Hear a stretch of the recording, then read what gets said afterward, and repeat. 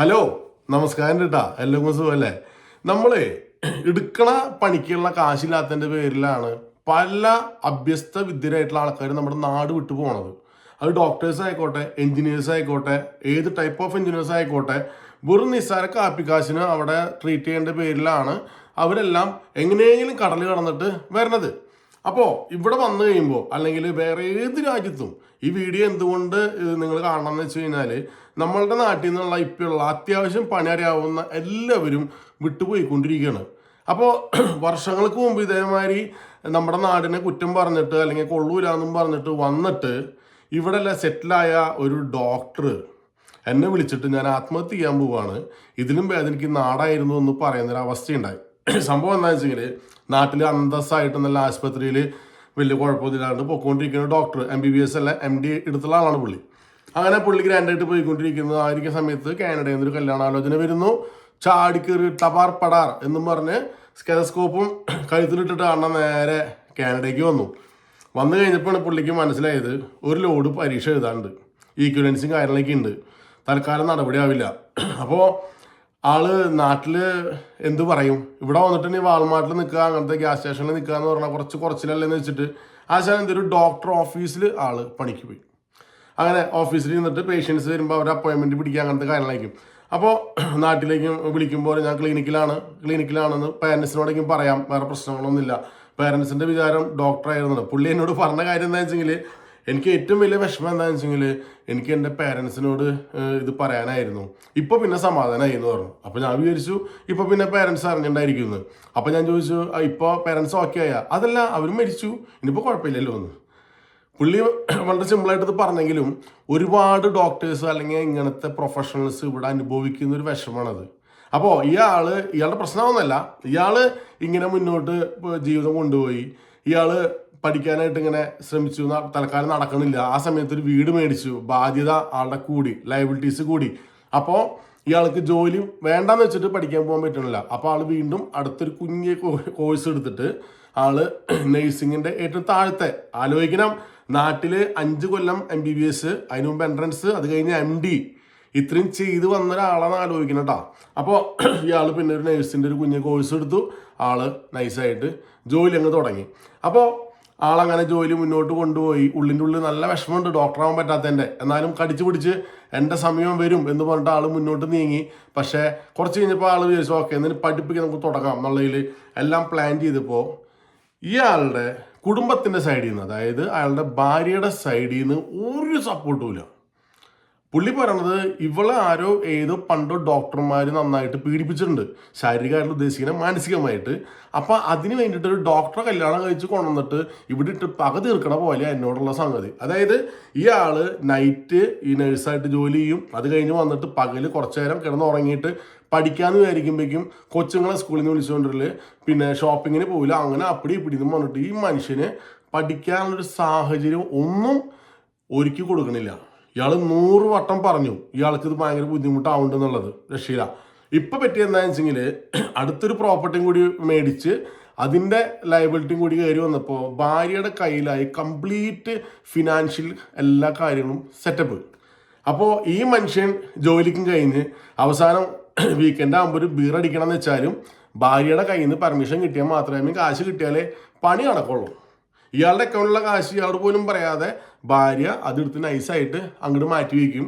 ഇയാൾ നോക്കുമ്പോൾ നാണം കെടും, ഒന്നും പറ്റാത്ത അവസ്ഥ. വെള്ളം പോയിട്ട് കള്ള് മേടിച്ച് കഴിഞ്ഞാൽ കാശ് കൊടുത്ത് വിവറിയും. അപ്പോൾ അങ്ങനത്തെ ഒരു അവസ്ഥ. പുള്ളി പറഞ്ഞത് എന്താണെന്ന് വെച്ച് കഴിഞ്ഞാൽ കള്ള് കിട്ടാത്തതുകൊണ്ടല്ല, ആൾക്ക് മെൻ്റലി എങ്ങനെ നടന്നിരുന്ന ഞാനിപ്പോൾ ഒരുമാതിരി അളഞ്ചാൻ പരിപാടി. എനിക്ക് സത്യം പറഞ്ഞാൽ ജീവിതം അവസാനിപ്പിക്കണമെന്ന് പലപ്പോഴും എനിക്ക് തോന്നിയിട്ടുണ്ട്. പക്ഷേ പുള്ളിക്ക് 2 പെൺപിള്ളേരാണ്. ആ താഴെയുള്ള കൊച്ചിൻ്റെ ആ കൊച്ചെൻ്റെ കെട്ടിപ്പിടിക്കുന്നത് ഈ സീനൊക്കെ ആലോചിക്കുമ്പോൾ എൻ്റെ ആ ഒരു പ്രവണത അങ്ങോട്ട് മാറും. അപ്പോൾ ഇത് എത്ര കാലം ഇങ്ങനെ പോകുന്നു വെച്ചാൽ എനിക്കറിയില്ല. എന്താ പറയുക, ചിലപ്പോൾ ഒരു ദിവസം എവിടെയെങ്കിലും നിങ്ങൾ കേൾക്കും ഒരാൾ എവിടെയെങ്കിലും കൊണ്ടിട്ട് ഇങ്ങനത്തെ ഒരു ജീവൻ ഒടുക്കി എന്നുള്ളത്. അപ്പോൾ ഉറപ്പിച്ചോ അത് ഞാൻ തന്നെയാണ് കേട്ടോ എന്നാണ് പുള്ളി പറയണേ. പുള്ളി ഈ വീഡിയോയിൽ എന്നോട് പറയാൻ ഏൽപ്പിച്ച കുറച്ച് കാര്യങ്ങളുണ്ട്.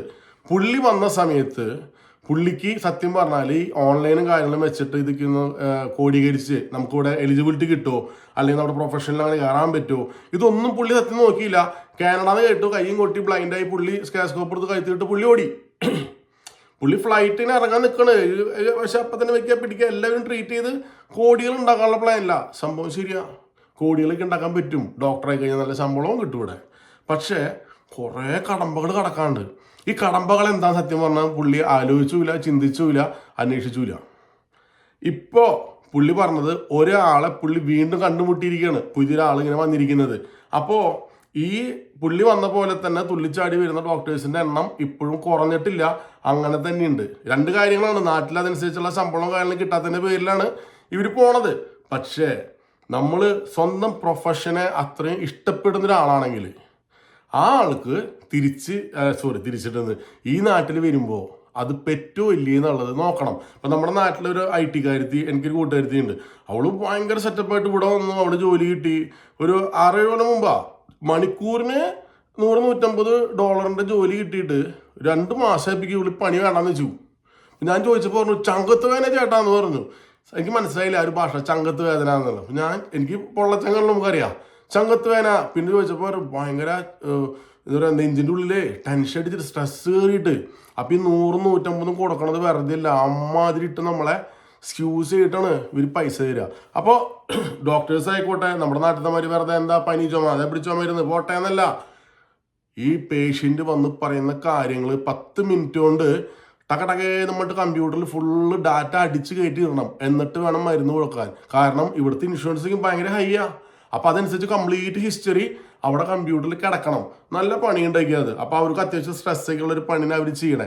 അതുകൊണ്ടാണ് ഈ കാശ് കൊടുക്കണേ. പിന്നെ ഏതൊരു സാധനമാണെങ്കിലും പ്രൊഫഷണൽ ആണെങ്കിലും ഈക്വലൻസി എന്നൊരു സാധനമുണ്ട്. പണ്ട് കാലത്ത് അറിയാൻ ഓപ്ഷൻ ഉണ്ടായിരുന്നില്ല. ഇപ്പോൾ എന്ന് പറഞ്ഞാൽ നമ്മുടെ ജെമിനയോ അല്ലെങ്കിൽ നമ്മുടെ ChatGPT അല്ലെങ്കിൽ യൂട്യൂബ്, ഫേസ്ബുക്ക് എവിടെയെങ്കിലും തപ്പിപ്പിടിച്ച് കഴിഞ്ഞാൽ ഇതിൻ്റെ ഒരുമാതിരിപ്പെട്ട ഇടപാടുകളൊക്കെയും എങ്ങനെ പോയി കഴിഞ്ഞാൽ നമുക്ക് ഇവിടെ ലൈസൻസ് കിട്ടാം, നമുക്ക് എങ്ങനെയൊക്കെയാണ് ജോലി സാധ്യത, എല്ലാ സാധനങ്ങളും ഉണ്ട്, ഓൺലൈനിൽ കിടക്കുന്നുണ്ട്. അതൊക്കെ ഒന്ന് നോക്കിയിട്ട് മാത്രം നമ്മൾ തീരുമാനിച്ച് പോരുക. കാരണം കുറേ ആൾക്കാർ അക്കൗണ്ടന്റുമാർ തൊട്ട് പല ആൾക്കാരും പല പല ജോലികൾ ചെയ്തിട്ട് ആര് ചോദിക്കുമ്പോഴും ഞാൻ ഓഫീസിലാണ്, ഞാൻ കമ്പനിയിലാണ് എന്നും പറഞ്ഞിട്ട് നോണ പറഞ്ഞിട്ട് നടക്കുന്ന സിറ്റുവേഷൻ ഉണ്ട്. അതെന്നുവെച്ചാൽ നമ്മുടെ ആ ഒരു സോഷ്യൽ പ്രഷർ എന്ന് പറയില്ല, പിയർ പ്രഷർ എന്ന് പറയും. ആൾക്കാരെന്താ വിചാരിക്കുക എന്നുള്ളത് നിങ്ങൾ ആലോചിച്ച് നോക്ക്. ഒരു ഡോക്ടർ ആവാനായിട്ട് എൻട്രൻസ് എഴുതണം, 5 കൊല്ലം MBBS, പിന്നെ നമ്മുടെ ഏത് സാധനമാണ് അതനുസരിച്ച് 2 കൊല്ലം 3 കൊല്ലത്തോളം MD. ഇത്രയും ചിലവാക്കണത് ഇവിടെ വന്നിട്ട് ഊബർ ഓടിക്കാനോ വാൾമാർട്ടിൽ ജോലി ചെയ്യാനാണോ? ഒന്ന് ആലോചിച്ചാൽ മതി. വേറൊരു പുള്ളിക്കാരത്തി എന്നെ വിളിച്ച് സംസാരിച്ചപ്പോൾ കോമഡി ആയിട്ട് തോന്നി എനിക്ക്. പുള്ളിക്കാരത്തി ഒരു ഹോമിയോ ഇതായിരുന്നു, ഡോക്ടറായിരുന്നു. അങ്ങനെ വലിയ ഡിപ്പാർട്ട്മെൻറ്റ് ഹെഡും ഒക്കെ ആയിരുന്ന ആളോട് സംസാരിച്ചപ്പോൾ പറയണേ, ഞാനിപ്പോൾ ഒരു ഡോക്ടറായിരുന്നു എന്ന് ഞാൻ മറന്നുപോയിന്ന്. കാരണം പ്രൊഫഷൻ വിട്ടു. പക്ഷെ അവർക്ക് അതിനകത്ത് വേറെ റിഗ്രറ്റ് ഒന്നുമില്ല. അവർ വളരെ ഹാപ്പി ആയിട്ട് ജീവിക്കുന്നുണ്ട്. അവർക്ക് വലിയ കുഴപ്പമില്ലാത്ത ജോലിക്ക് ഇവിടെ, അതിൻ്റെ പേരിൽ അവർ ഹാപ്പിയാണ്. പക്ഷെ എല്ലാവരും അങ്ങനെ ആവണമെന്നില്ല. അത് ഞാൻ ആദ്യം പറഞ്ഞേ, സ്വന്തം പ്രൊഫഷനെ അത്രമാത്രം സ്നേഹിക്കുന്നവരാണെങ്കിൽ ചെയ്യരുത് മക്കളെ. ഫുള്ള് നോക്കിയിട്ട് വേണം. കാരണം അവസാനം ഇവിടെ കിടന്നിട്ട് നരകിച്ച്, ഇപ്പോൾ മറ്റേ പുള്ളി പറഞ്ഞു മക്കൾക്ക് ആലോചിക്കുമ്പോൾ എന്ന് പറഞ്ഞു, മക്കൾ കുറച്ച് കഴിയുമ്പോൾ ഒരു പരിധി മക്കളെ വൈകി പോവും. അവർ കുറ്റം പണ്ട് കാര്യമില്ല. അവർക്ക് പറക്കാൻ പറ്റുന്ന സമയമാകുമ്പോൾ അവർ പറഞ്ഞാൽ കൂട്ടിന്ന് അവർ പോവും. പിന്നെ ആർക്ക് വേണ്ടി ജീവിച്ചപ്പോൾ? അപ്പം അത് കാരണം കൊണ്ട് ആ സമയത്ത് റിഗ്രറ്റ് വരാതിരിക്കാനായിട്ട് ഇപ്പോഴേ ചിന്തിക്കുക. കാരണം കാനഡയിലേക്ക് ഇപ്പോൾ വലിയ കാര്യമായിട്ട് വലിയ കുത്തൊഴുക്കൊന്നുമില്ല, ആൾക്കാരുടെ കുറഞ്ഞിട്ടുണ്ട്. പക്ഷെ പകരം ന്യൂസിലൻഡ്, ഓസ്ട്രേലിയ എന്നും പറഞ്ഞിട്ട് അടുത്ത് തുടങ്ങിയിട്ടുണ്ട് നമ്മുടെ നാട്ടുകാർ. അപ്പോൾ ഇങ്ങനെ പോണ ആൾക്കാർ ഉണ്ടെങ്കിൽ ഒന്ന് ആലോചിക്കുക. എടുത്താൽ പിടിച്ചോന്നും പറഞ്ഞിട്ടൊന്നും കാര്യം നടക്കണമെന്ന് നിർബന്ധമില്ല. ഏത് രാജ്യത്തേക്കാണ് പോണത് അവിടുത്തെ കാര്യങ്ങൾ അറിഞ്ഞും പിടിച്ചിട്ടും പോകാനായിട്ട് ശ്രമിക്കുക. പിന്നെ ഇങ്ങനത്തെ കാര്യങ്ങൾക്കൊന്നും ആത്മഹത്യ ഒന്നല്ല പരിഹാരം കേട്ടോ, ഒരുപാട് പരിഹാരമുണ്ട്. പിന്നെ പാർട്ട്നേഴ്സിനോട് എനിക്ക് പറയാനുള്ളത്, നിങ്ങൾ ഇതേമാതിരിയുള്ള അഭ്യസ്ത വിദ്യരായിട്ടുള്ള ആൾക്കാരെ കെട്ടിക്കൊണ്ടുവന്നിട്ട് അവർ എന്താ പറയുക കൂട്ടിലിടണ പോലെ കാനഡ എന്നോട്ട് കാര്യമൊന്നുമില്ല. ഓരോ മനുഷ്യനും കിട്ടേണ്ട ഓരോ സ്വാതന്ത്ര്യം അല്ലാണ്ടല്ലോ, അത് കൊടുക്കാതിട്ടിട്ട് വലിയ സ്റ്റൈലിൽ കാണിച്ചു കഴിഞ്ഞാൽ ഒരു ദിവസം ചിലപ്പോൾ ഇവിടെ ഫാൻ എന്ന് പറയാൻ പറ്റില്ല, കാരണം വലിയ ഉറപ്പൊന്നുമില്ല, വല്ല വണ്ടി ഇടിച്ച് കയറ്റി പിടിക്കുക എന്തെങ്കിലും കാട്ടി കൂട്ടിന്ന് വരാം, അല്ലെങ്കിൽ ഒരു ഡൊമസ്റ്റിക് വയലൻസ് ഒന്നും വരാം.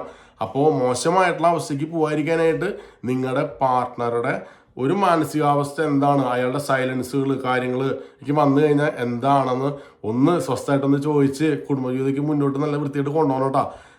അപ്പം പിന്നെ നടക്കേണ്ട കാര്യങ്ങൾ കൂടുതൽ മോശമായിട്ടൊന്നും കേൾക്കാനായിട്ട് ദൈവം വരുത്താതിരിക്കട്ടെ. എല്ലാം പറഞ്ഞ മാതിരി. ശരി.